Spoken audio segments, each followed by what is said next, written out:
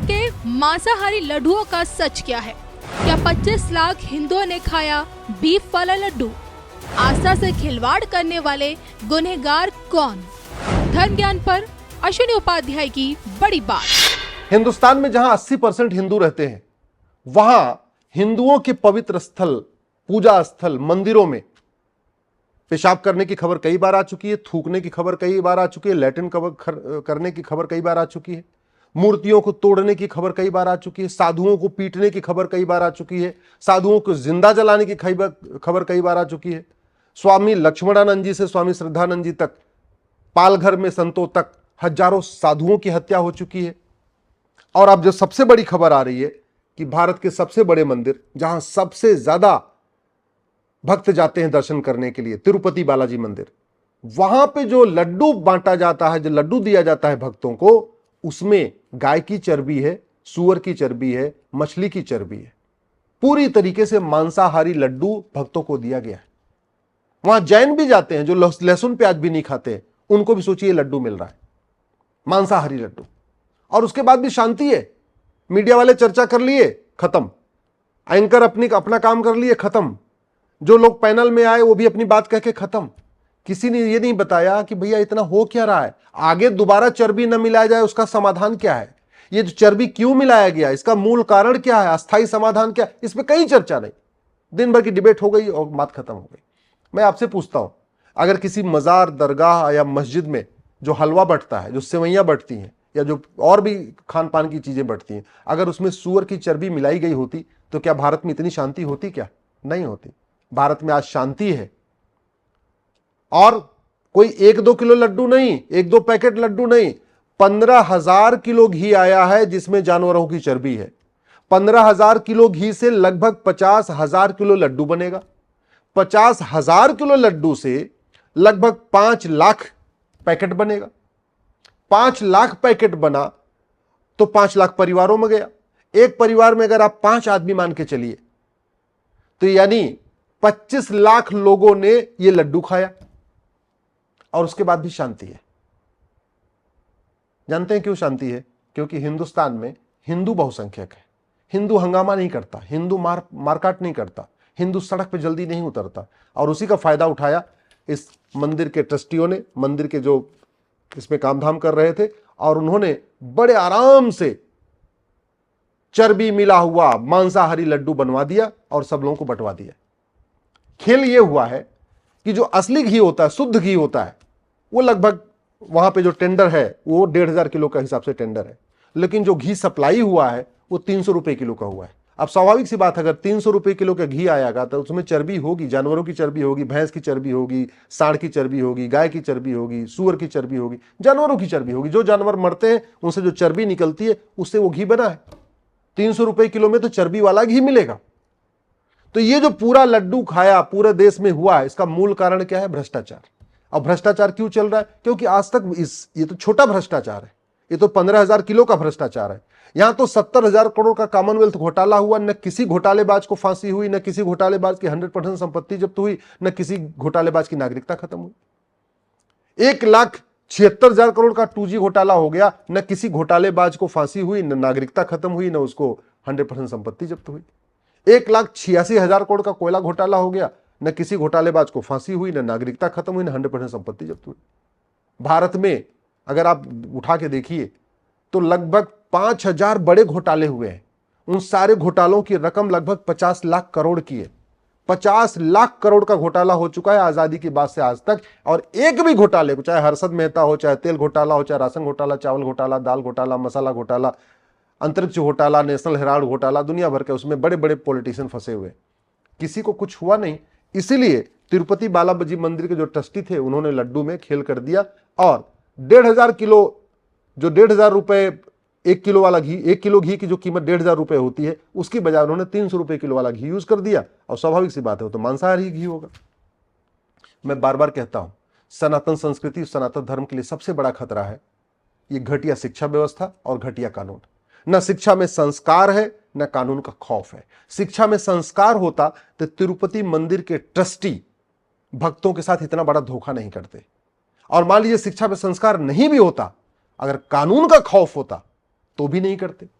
जैसे अरब देशों में, दुबई में, कुवैत में बहुत अच्छी शिक्षा नहीं है, वहां पे शिक्षा में बहुत संस्कार नहीं है, लेकिन कानून इतना है कि अगर मिलावटखोरी किया तो फांसी हुई, कालाबाजारी किया तो फांसी हुई, भ्रष्टाचार किया तो फांसी हुई। तो वहां कानून के खौफ के कारण लोग ठीक से रहते। सिंगापुर, जापान, डेनमार्क, न्यूजीलैंड में क्या है, शिक्षा में संस्कार भी है, कानून का खौफ भी है, तो वहां भी लोग सब अपना ईमानदारी से काम करते हैं। इसलिए मैं बार बार कहता हूं कि अगर भारत की संस्कृति को बचाना है, हिंदू सनातन संस्कृति को बचाना है, तो हमें कालाधन, हवाला, भ्रष्टाचार के खिलाफ कठोर कानून बनाना पड़ेगा और जो वर्तमान मैकाले मिशनरी मदरसा एजुकेशन सिस्टम, इसको बदलना पड़ेगा, गुरुकुल शिक्षा व्यवस्था लागू करना पड़ेगा। और यह संविधान इसकी इजाजत देता है। पता नहीं लोग संविधान की व्याख्या कैसे कर रहे हैं। अरे संविधान का आर्टिकल 28 कहता है कि आप रिलीजियस किताब नहीं पढ़ाएंगे। रिलीजियस किताब का मतलब बाइबल, कुरान नहीं पढ़ाएंगे। धार्मिक ग्रंथ पढ़ाने में कहां रोक लगाई हुई है?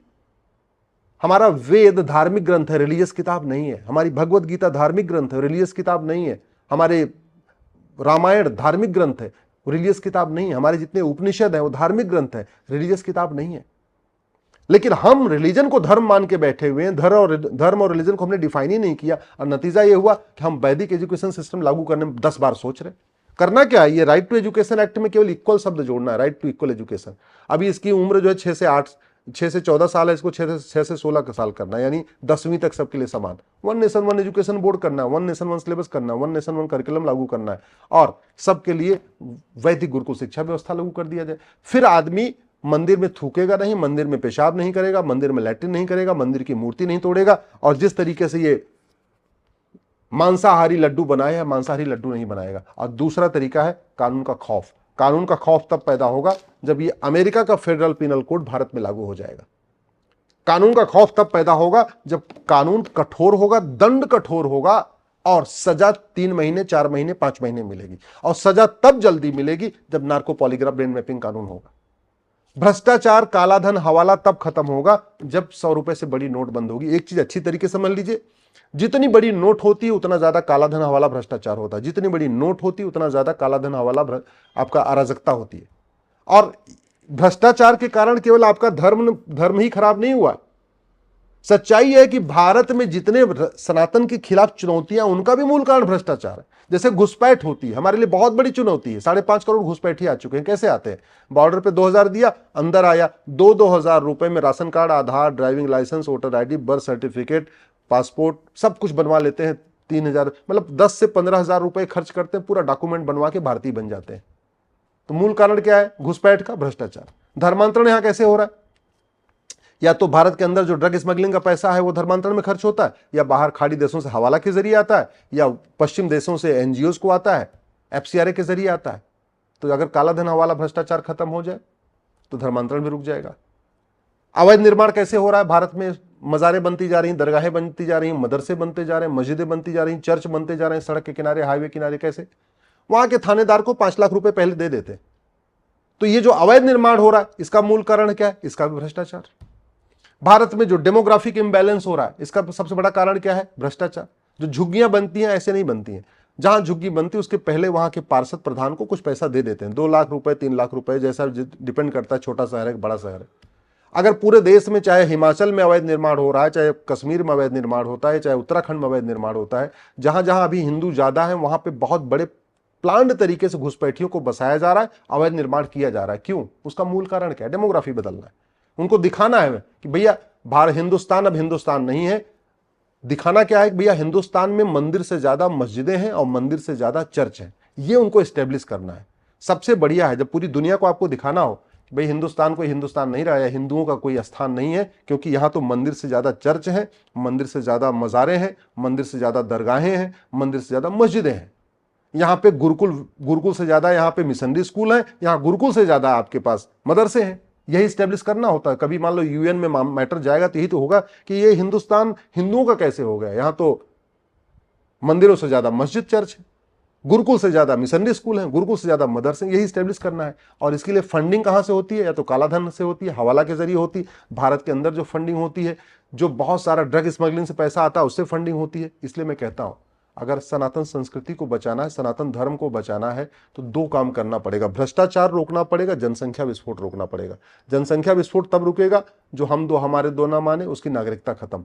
और भ्रष्टाचार तब रुकेगा जब 100 रुपए से बड़ी नोट बंद होगी, 5,000 रुपए से महंगे सामान का कैश लेन देन बंद होगा, 50,000 रुपए से महंगी प्रॉपर्टी आधार से लिंक होगी, जुडिशियल चार्टर लागू होगा, साल भर के अंदर मुकदमों का फैसला होगा और भ्रष्टाचार को देशद्रोह घोषित किया जाएगा। जब भ्रष्टाचार को राष्ट्र की सुरक्षा के लिए खतरा घोषित किया जाएगा, जब भ्रष्टाचार को देश की एकता अखंडता के लिए खतरा घोषित किया जाएगा, जब भ्रष्टाचार को ऑर्गेनाइज क्राइम डिक्लेयर किया जाएगा, जब भ्रष्टाचारियों की 100% संपत्ति जब्त करने, उनकी नागरिकता खत्म करने और उनको आजीवन कारावास फांसी देने के लिए कानून बनेगा, तब भ्रष्टाचार रुकेगा। नहीं तो ऐसे ही एक एक घटनाएं होती रहेंगी, तू मैं होता रहेगा, मीडिया डिबेट होती रहेगी, आरोप प्रत्यारोप होते रहेंगे, पॉलिटिकल पार्टी एक दूसरे पर आरोप लगाती रहेंगी, लेकिन भ्रष्टाचार खत्म नहीं होगा। और भ्रष्टाचार अगर खत्म नहीं हुआ तो हिंदू खत्म हो जाएगा, ये मैं आपको लिख के दे रहा हूं।